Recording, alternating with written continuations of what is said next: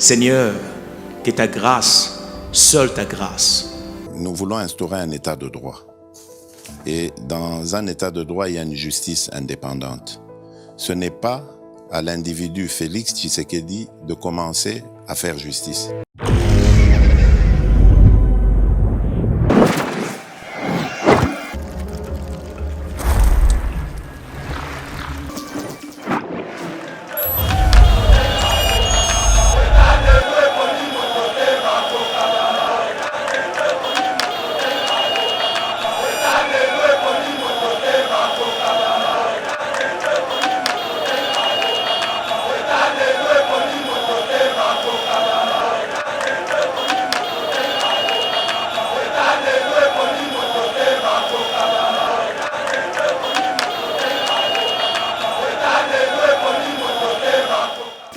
Bonjour mesdames et messieurs, bienvenue dans notre émission Éveil patriotique. Merci pour la fidélité. Nabino, plus de 130 000 abonnés, toujours fidèles na Éveil patriotique, mais aussi na Yeba TV. Et c'est mon cas, c'est partager Nabino matali politique Yamboka, Tolobela Bongo, procès à 100 jours au cours de cassation, à Ebibongo na ko casser arrêt ya cour d'appel et à renvoyer dossier na maboko ya ba juge musu, c'est-à-dire que jugement musu il faut et banda pour ba juger Vital Kamerhe.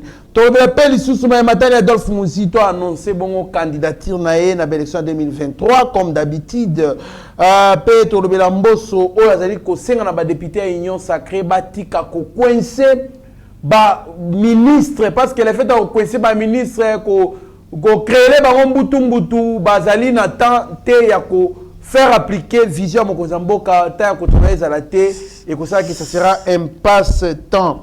Tobepe lisusu bongo premier ministre Sama Lukonde na mito to ali koloba ali bongo na Goma dans le cadre de l'évaluation des opérations liées à l'état de siège dans la province du Nord Kivu et de l'Ituri, c'est-à-dire occupé na Ituri. Tobepe lisusu arrivé du bataillon canine de FRDC à Beni. Ces bataillons constitués de chiens de chasse qui avaient été formés à Kisangani. Ces chiens vont désormais participer à la traque des ADF à Beni. Le gouvernement Ilunkamba a encaissé 2 ans de retard pour résoudre les problèmes des préalables liés à l'organisation des élections. Alors, ce qui est l'élection, c'est en 2023, Ezali, faute, ya Mokonzi, ya Mbokate. Mais la Constitution le dit, le président de la République reste en fonction jusqu'à l'installation du nouveau président élu. Là, c'est Basile Olongo qui a fait cette déclaration. L'Assemblée nationale a pris acte de la démission de l'honorable Jean-Marc Akabound au poste du premier vice-président de l'Assemblée nationale. Namona Mboka Benjamin Mwanasuka, pièce contre pièce, l'actualité d'être Kota na mozindo ya ba annonce na topesa bino. Mwana Mboka Benjamin Mwanasuka mbote mbote ndeko trésor kandolo mbote na bala nyonso ya Yeba TV ba obazui ba ku ya Rolanda biso. On est ensemble tout l'an d'émission. Merci beaucoup Mwana Mboka Benjamin Mwanasuka. Steve Konde HD, le petit génie na réalisation, montage, tozali bongo na Rabi Mokoko, caméraman tozali bongo na Shagi Ochudi Meshak na Mike Chiswaka, nyonso tout coordonné par Steve Konde. Tobosa inte la présence du DG Shadrach Lolo na kata studio Mitterana ya mon confrère. Pourquoi pas Pasteur Gili, Abigail Kilungu et les autres Abbé Cholé. Mwana Mboka Benjamin Mwanasuka. Procès 100 jours, cour de cassation, et puis bon on a cassé décision. Au Bazoaki na cour d'appel, il y a condamné Vital Kamerhe à 13 ans de travaux forcés, peut renvoyer dossier na maboko ya ba juge misusu pour bana réouverture à dossier. Réaction na yo. Merci beaucoup to mekepe ko limbo ya ba imboka par rapport à l'état des droits et aller respect ba texte ya ba juridiction ndenge landami ko consommer yango nyonso surtout yango ndo abenga yango beauté ya état des droits.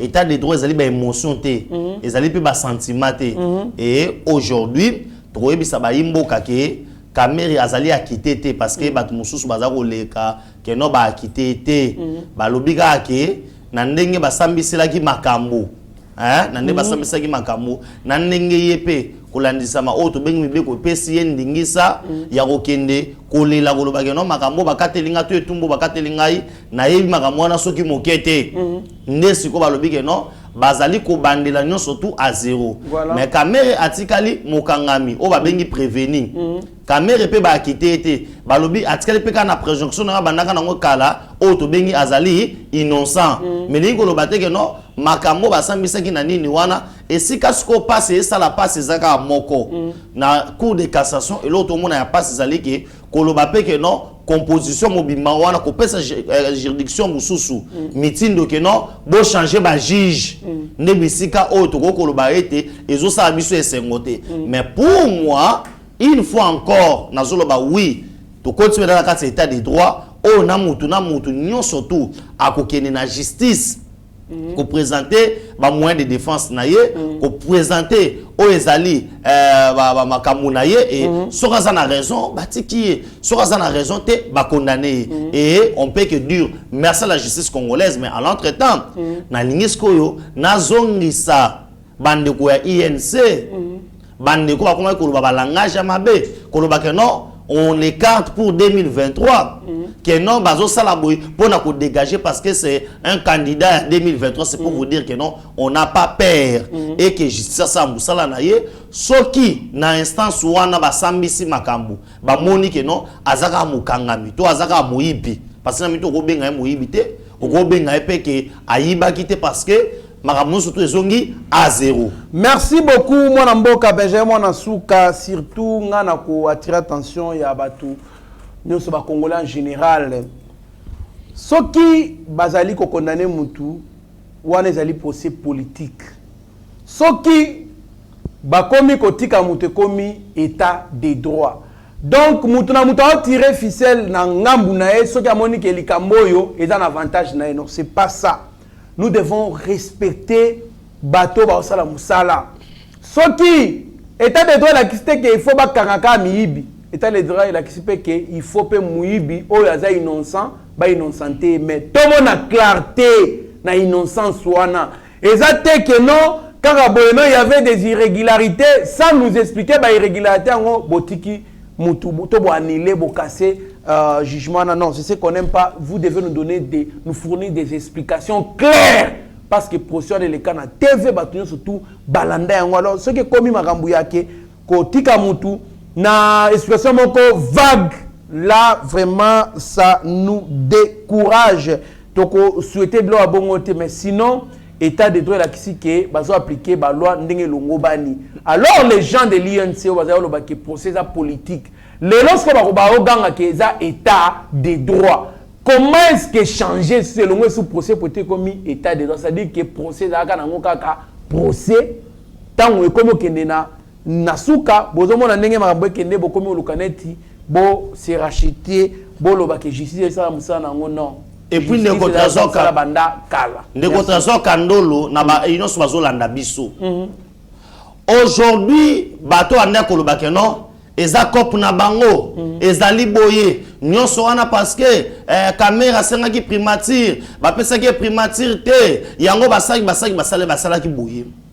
Bato basali ke non c'est parce que ye na Nairobi et accord ezala ki ke boye na boye. Au moins que aujourd'hui que mokonza mboka akoki ko s'interférer te na makambo za na justice soki ezalaki ke non makambo ya caméra ezalaki politique mais ba accorder liberté provisoire te mais à la face du monde maintenant il faut pas comprendre que non il y a un changement au Congo ne muso ba que non Benjamin mwana suka bino wanda ko ba ke caméra za moyibi oui na yebi ke question ne ko sala wana to banda ko lo babongo ko landisama ba révélation bande ko bima na nini na procès ndeko kanda otolo beloko moko awa ça veut dire biso pe to tikali pe to otala na miso na recomposition ya auto bengi tribunal wana total ba prouver biso réellement que il est innocent et que bato bakataki makambo liboso bakataki yango bien te tolingi ba flouter tolingi pete que non et comme o bakosala ngo lelo bakosala ngo lobby nous approchons en 2023 te c'est pas parce que on a peur de caméras en 2023 mais nous voulons réellement que ndenge liboso elekaki yami balepe eleka landa pe to mona ke non oui juge à liboso wana azaki une erreur place boye tala caméra a présenté ba moyen de défense na ye caméra pièce contre pièce naissance à liboso to zelaka ba pièce to mona ngote mais to koki lelo côté les décision à justice té to ça nini to se soumettre na décision ya justice et ezali pe biso ba parlementaire débouté to biso membre de personne de cancer caméra té mais c'est la justice congolaise. Après banquette basalaki. Nous voulons que cette justice là. On a 13 ans na boyi. Boy na boyi. Ba travaux forcés, servitude pénale, nous sommes na koesango approuver biso pe réellement innocence ya mutuana au cas où ozala innocent. Merci beaucoup, Mme Mboka Benjamin Souka. Gouvernement Ilunga Ilunkamba a encaissé 2 ans de retard pour résoudre les problèmes plutôt des préalables liés à l'organisation des élections et des bonnes élections. Wana ezali Basile Longo Ali Kolobabi ceux qui bénéficient de l'élection 2023 batoba condamné Mokozamboka te puisque temps et belé de gérer qui na Ilunga Ilunkamba et puis Ali Alobi Mokozamboka selon la constitution il doit rester en fonction jusqu'à l'installation plutôt du nouveau président élu. Réaction na yo manamba. Réaction na ngezalaka bongo. Reste en fonction jusqu'à l'installation du nouveau président. On a retrouvé ça discussion. Nous avons kandolo tozana ba événement majeur. Yango na lobby. Nous avons des imprévus majeurs. Oyé na mandat fachi. Il y a les bosses à Covid-19. Oye ningisi monde mobimba. Ozo comprendre. Et puis député moi le qui font mandat et qui na 7 ans. Naza d'accord na 7 ans. Mais le temps on a fandi tango na yoko ebisra mo makambo Basile Olongo na comprendre que non moka na biso ou soit il faut totika mandat moko ya 5 ans. Oh déjà on va résoudre caisse moko ya makambo ba élection. Et que les sont arrêtés. Ce qu'on t'a bien. Ce qui va basali kaka erreur. Il y a première ou bien deuxième année. Ba bombi mbongo ya ba élection tout est foutu. Maintenant nous avons un sérieux problème. Na mandat ou ya fachi. Non seulement les élections, mais il faut qu'il y aura le recensement. Ça découle. Et puis il faut ba imprimer ba carte d'identité nationale. On a ce pays compte plus de 100 millions d'habitants. Vous comprenez? Ce qui valeur ya carte wana, et ça a valeur à $1, ça te fait déjà au moins 100 millions de dollars. Il faut qu'il n'y ait rien qui pour na ba carte wana. Mais ça compte ba service oyo et pour accompagner pour mutu obtenir carte wana. Ça compte recensement et tout consort. Moi je pense et j'estime que compte tenu il y a finance na biso ezali faible na makabuso zango lo ba priorité on peut toko ko fande sika moko dire aussi que non et cause à la possibilité qu'organiser ba élection en 2023 on peut prolonger pour na organiser yango na auto bengi ba mbula muso koya pour tout ce qui est na makamu à l'ordre parce que avant qu'il y ait une élection, il y a beaucoup de choses tout ça là. Entre autres, pour changer la constitution. La constitution est favorable. Et ça, peuple congolais, pour Moka et Kende, Liboso. Il y a beaucoup de problèmes. Aujourd'hui, les gens regardent que le chef de l'État, Bazobo Sanake, Mibeko ya Moka Nabiso, Yangon Mtesake, Makambwana et Tambola Bongo. Merci beaucoup, Mme Mboka Benjamin Souka. Adolphe Mouzito annonce déjà sa candidature en 2023. Alobi va postuler comme président de la République. Vraiment, c'est la démocratie. Et nous sommes dans la démocratie. Ce qui a repostulé, c'est bien bon. Mais, nazo bangande et comme moi, je suis bangomi balé. Andeni. Sina viatika likamuno kite. Au cas si saison nani élection où les kaka en 2018, ba postuler un peu bangomi balé. Yango moko mtostena uninga. Yango nazo ebisayo. Postuler zali auto bengi droit ya mutu nyonso. Et je pense que ça na seni na ba loi au baché loi électorale ce qui muzito à remplir ba condition hein ozo senga ke azala candidat et osala ngolo moté bango ba ndinga oyo kana kuna mais kozala pasi parce que bato belé ba comprendre que eloko na bango wana ya surtout ka soki nini wana ezali eloko ba aventurier.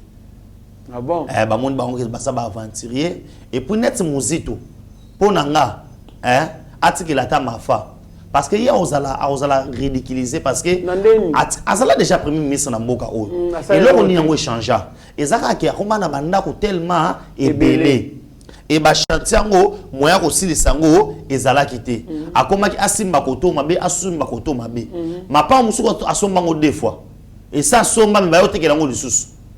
Après 3 jours, oh, mais le pongos n'a somba kangot. Ah, tu vois. Oh, mais à somba on pense au bon. Pour là, on a désordre. À somba on a désordre, à autres on a désordre, et le rechangeant na vie naie, et le rechangeant, tant où il y a un premier ministre, et ça a condition de vie naie.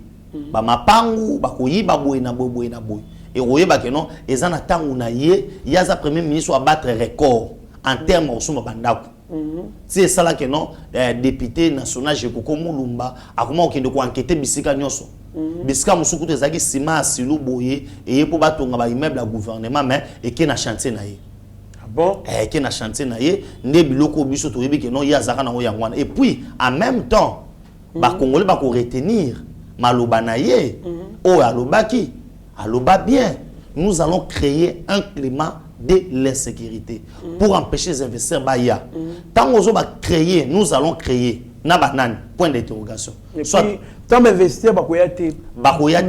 C'est la population oyo yé akolukake, la population oyo akolukake apesa confiance na 2023 population ya koluka apesa confiance na 2023 ezaka population moko wana nde ya ko azosenga ba voter na banda ko sengela ba ok non bazwa misala te na banda ko sengela ba ok non trouble ezala nazo mitu na sikoyo na est que nous battre campagne ndenge nini vraiment pour le bac que non nous allons créer un climat de l'insécurité na est de la parce République. Parce que climat insécurité oui c'est bien bon créer mais tant le climat insécurité c'est-à-dire que bazo boma ba congolais voilà ba congolais oya est voilà oyo alokene ko senga bango basa nini ba voter siko bato yo ba kufeli bandeko na bango ba kufi juste après maloba na ye. OK. Qui est responsable? Mais c'est lui le responsable. Ouais.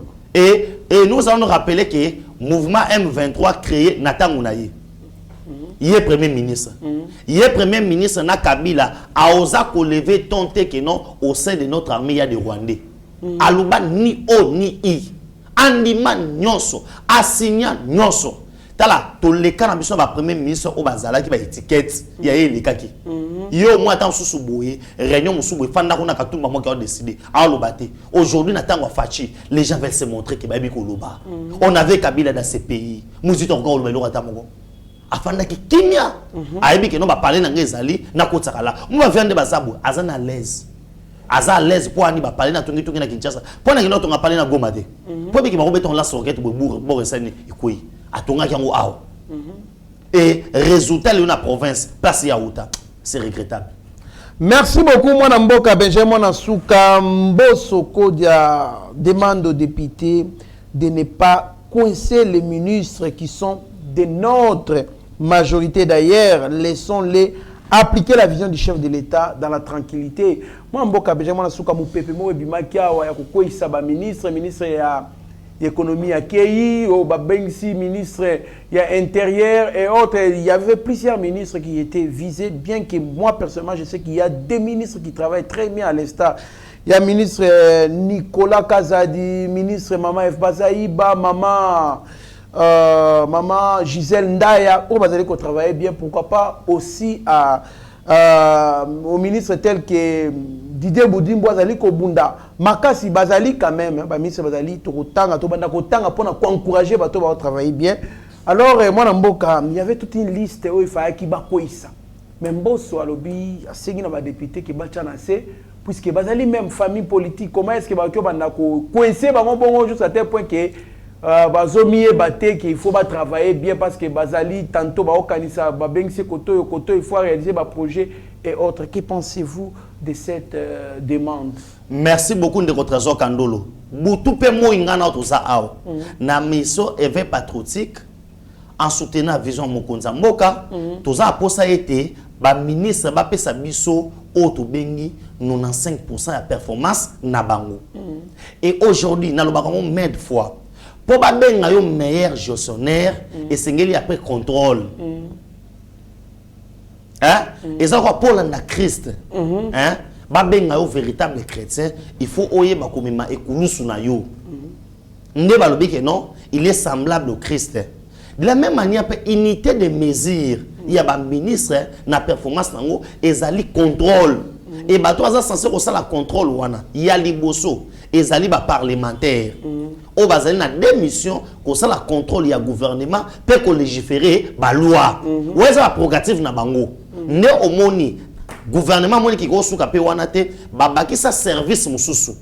Oyo ezali kotala makambo surtout etali bisika nyo surtout l'état gouvernement admisi misolo basala IGF inspection générale ya finance pour landelaka bisika tout misolo ya l'été ça nini ebimi mais baza censé contrôler gouvernement au quotidien ce n'est pas l'IGF mais c'est par contre auto bengi gouvernement nani parlementaire maintenant président de l'Assemblée nationale okoki ko coincer au cours de la bataille, nous avons coincé le ministre. Là, il a mal réfléchi. Mais peut-être que dans sens, ça va des motion. Yoka. Oui. Interpellation, oui. Oui. Contrôle. Mais alors, peut-être dans sens, il y a une motion. Parce que wana la ligne na koma wana. La ligne na koma d'abord, les termes qu'on coincé, il faut aller pas le bayango. Mais est-ce qu'on a compris aussi pratique, monsieur Zanine? To yebi kana katsko ya union sacrée parce que on sous-attaque que gouvernement au Ezali Yaba Wario, c'est le gouvernement de l'Union sacrée. Oui. C'est l'Union sacrée. Au Azali majorité en Assemblée nationale. On ne peut pas comprendre que non, bateau baza majorité en Assemblée nationale, ba mo ba takaba, ba ministre na bango. On se comprend. Parce que ba ministre na bango ba na vision. Oh ba yo kana ki pouba sani ba appliquer yango. Mais ceux qui ba ministre na bazo ko kosani, ko pesa le meilleur ya bango mon côté, c'est comme ça que l'Union sacrée. Mais ceux qui papa mo so lobé na deuxième angle les ali ko lobake non, nous comprenons qu'au sein de l'Union sacrée, il y a une famille politique oyo président na bango sa milâtre. Déjà président na bango déjà attaqué gouvernement. Vous comprenez? Président na bango, président parti politique. Il y a regroupement pardon. Azali milâtre. Si moi soit parler ainsi, et ça par rapport au lobake, boti kaba motion ya bisali la mwanza. C'est ba motion o ezaka kino, na bisa ko système ezalakat. Ya solo là. Solo là. Na couloir. Oh, na binga yambate. Ah yambate hein, ah yeba biso. Vous comprenez? Ndalo ba pratique wana te parce que tozana kata gouvernement ya union sacrée oyo bango ba investir. Oyo bango bazolanda vision ya mokonza mboka. On peut pas accepter que non union sacrée abundisa union sacrée. Soit aux union sacrée ou à union des hypocrites. Parce que nous avons l'union sacrée. Donc, quelle opposition? Non, il peut pas aller à l'opposition. Parce que ces gens-là, ils doivent se faire ce qu'on appelle en français la santé financière. L'opposition va reconnaître. Ils ont des biens à garder. Bazana ba commerce, il faut ça là. Bazana ba intérêt na bango sur le plan économique, il faut protéger. Bazana ba tuna bango, il faut pas sa bango na administration de l'État pour pas se positionner par rapport à l'élection en 2023. Bah c'est la temps comme à un moment de l'élection, on a eu sur 6 mois ou bien 4 mois avant l'élection, bah on s'est désolidariser. Bah on le non ah, to kota ki union sacrée, to moni lo kwa malonga to sanini, to bibi misi. Nde bazaki na Kabila. Les mêmes causes vont produire les mêmes effets. Et c'est comme ça, le lingue na bango ya retravailler yangwana. C'est pourquoi je vous dis, tant que le baga awana batnu surtout que non, na kati ya gouvernement oyo, le bilan sera partagé. C'est pourquoi la kati émission veille patriotique, tokendaka secteur par secteur, ministre par ministre, to la qui sa performance naie. Non rien de comment comme sur na commentaire, oh, bino moko bozo condamner ba ministre Fachachi. Non. Est-ce la ministre on a zali Fachachi? Est-ce la ni la sali? On repose cet exemple moko typique. Ah, oh, ils en ont ya mouké.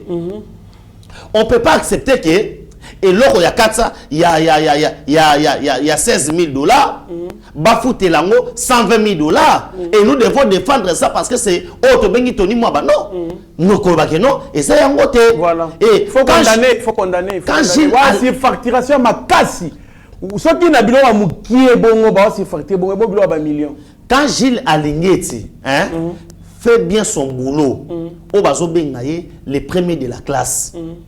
Vous comprenez? Oui. Na bateau nyon surtout baza pe na fachi les premiers de la classe yé. Vous comprenez de contre quand nous disons que ça est bien. Mais ce qui est là, banquette na yé et la qui s'ami que ça le kuta.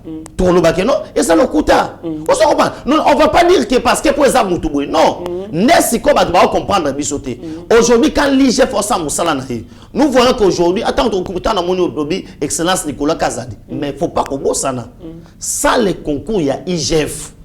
Ministère de la Finance, mon côté. Parce que, niveau, il y a recette et quota. Bazo coincé, on peut pas inspecteur, il y a finance. Est-ce qu'aujourd'hui, nous là, Nicolas Kazadi, à quoi il y a ça contrôle le panel? On se comprend. Mais aujourd'hui, tant que la question niveau EPST, tout le monde a failli. Nous parlons parce que nous avons dit que le bilan sera partagé. On va demander à ministre Tony Mwaba, retourne à ministre Daniel Asselo, dans le secteur au produisant qui ni. Retourne à Modero Sima dans le secteur retourne à Nani, Cheribe Okembe. C'est comme ça que la République doit marcher. Retourne à Nani, Dudé Boudimbouké, dans le secteur hydrocarbures, carburé, mataki bouenabo. Il faut appeler ça raison aux alliés valables. Mais si quelqu'un donne des raisons aux alliés valables, on doit toujours soutenir. Non, c'est pourquoi l'émission de l'éveil patriotique est alliés. Pour nakoluka ko placer moto na moto aza na ba responsabilité na ye et non pas ozo ekulusu ya moto mususu ko sani ko boke lango moto mususu net a autant total moto lokola sama lokondi ne rotation kandolo si on veut côté en terme il y a pourcentage a cause na ba 28%. Or ngana habita total na ba école ba sango so za 28% bengano na école libela ozo na sauter. Merci beaucoup. Moi, Namboka Benjamin, moi, Nasuka, Tozali, Koko, Bana, émission, Ebisope, Tokomi, Kokinde. Nasuka, le premier ministre Sama Lukonde vient d'arriver à Goma dans le cadre de l'évaluation des opérations liées à l'état de siège dans les provinces du Nord Kivu et de l'Ituri. Nous signalons aussi l'arrivée du bataillon canine de FRDC à Beni. Ce bataillon constitué de chiens de chasse qui avaient été formés à Kisangani. Ces chiens vont désormais participer à la traque des ADF à Beni. Réaction dans mon amboka, Benjamin. Réaction dans Ngezaka Moko, mon frère Trésor. Le gouvernement veut mettre fin à la guerre et à l'insécurité à l'est de la République. C'est un acquis. Ndeko Trésor Kandolo. Les lozo kamusanga. Cette bonne volonté là. Yoka, les lozo kamusanga. Léopard a beti balé awa. Biso, to beta na terrain. Qu'est-ce qu'on a fait? To lati ba couleur ya République. To yembi banzembo. To sali ba émission. To kena stade. To tali match en direct. To vandi kutu na place oyo, fallait pas to vandi kula ba béton. Mais nyon so benga kayango socio patriotique. Mais les FARDC, ne retransons Kandolo. Ba explore ba FARDC ba osala mikolo yo. Na yebi ke tanso émission ma trop vendre ra yango na yango. Mais pourquoi Congolais azamu inya Congolais mususu? Où sont partis na kati ya ba stati na biso? Ba photo ba FARDC. Ba tona bazo kufa. La guerre a des coûts. Autre ben humaine. Même si les rebelles ont 1000, il y a moins 200, moins 300 personnes payent à biso to sani to kufa.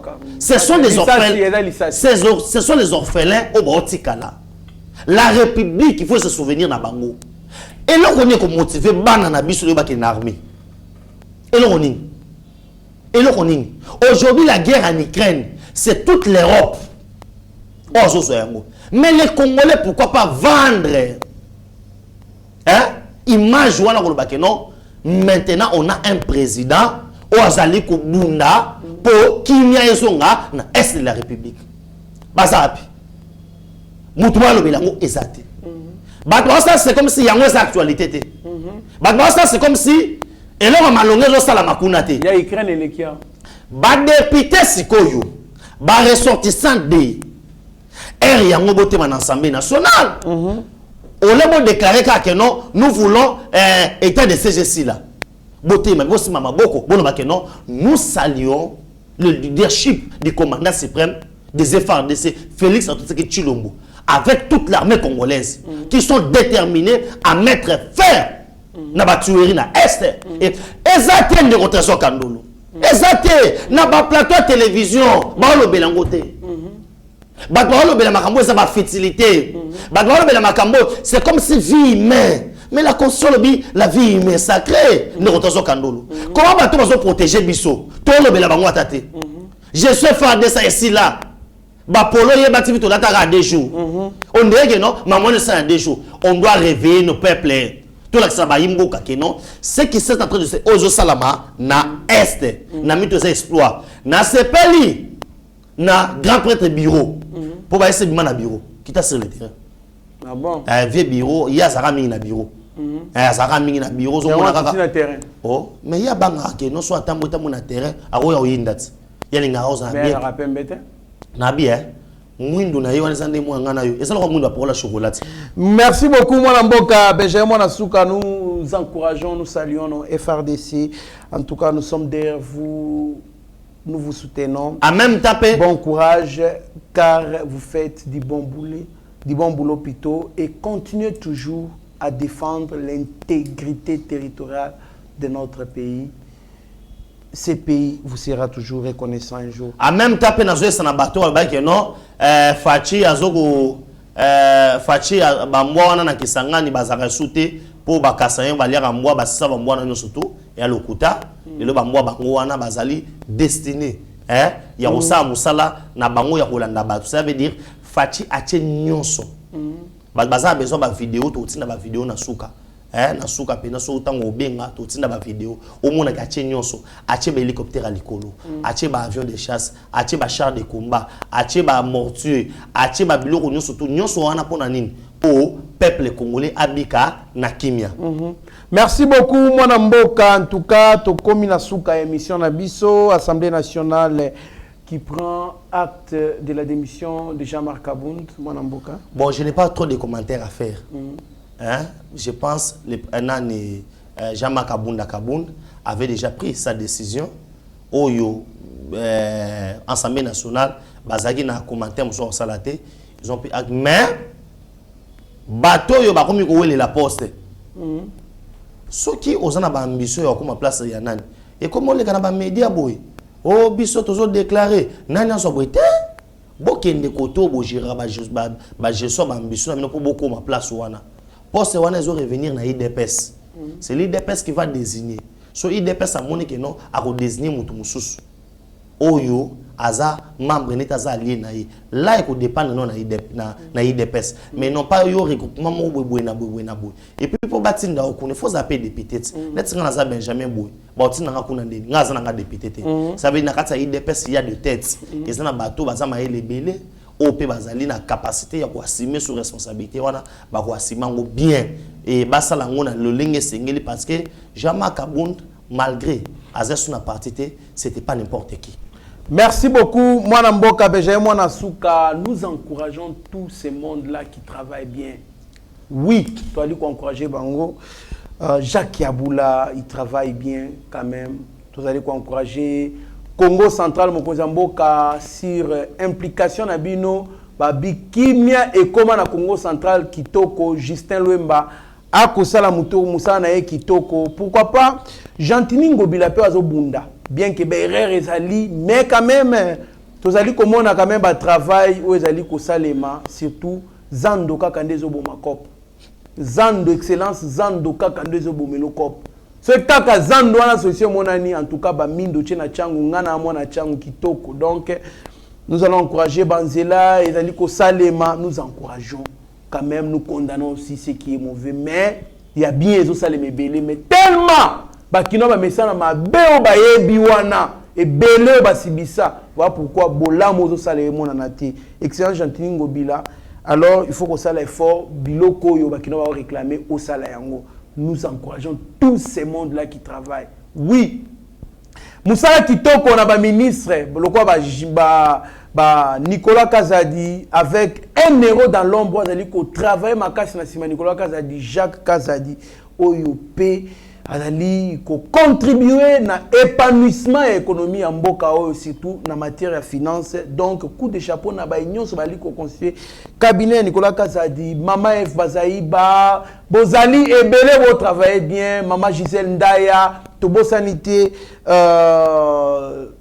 tobosani pété na cheval blanc on va bengi Didier Boudimbo a dit qu'on travaille pe kitoko donc muto travaille bien toko soutenir pe toko encourager bino pe ba gouverner misubo sala makasi botombo la travail na bino nous allons vous publiciter ici moi mboka Benjamin na suka tala caméra ya Steve Konde HD les petits génies na réalisation au pesa malobano ya suka.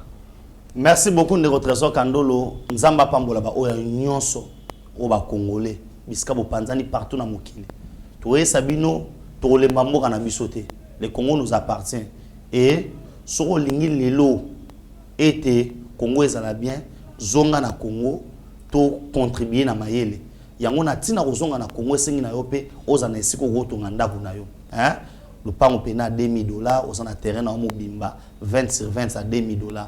Le numéro de téléphone est plus de 143 9 70 40 89 57 plus de 143 9 70 40 89 57 et Nzambe na lola apambola moko na moko. Merci beaucoup mon mboka Benjamin Mwanasuka, merci à Roger Chilengi na Italie, merci à Sami Mavakala Matuba et Mama Petra Mavakala alias Amazon, merci à Zefilomele, pourquoi pas Souzine Donga, la Bertoni Landou. Tobisiko Zali, président Chim, bonne guérison à notre président. En tout cas, Kouloutou Nabiso Nzamba Monayo, prophète David, les jeunes Lion Echo, Topesio Pembote na France, Gauthier Mpinda, Guilhem Pinda, Papa José Mbouy na Bruxelles, docteur Eva Boukassa, Tobosente, maître Guilhem Pangou, Tobosanité na Batnyos Toubalanda Biso, Bosa la branché sur Yeba TV. Vous avez décidé mieux vaut être maître de son silence que plutôt esclave de ses propres mots. Merci. Seigneur, que ta grâce, seule ta grâce. Nous voulons instaurer un état de droit. Et dans un état de droit, il y a une justice indépendante. Ce n'est pas à l'individu Félix Tshisekedi de commencer à faire justice.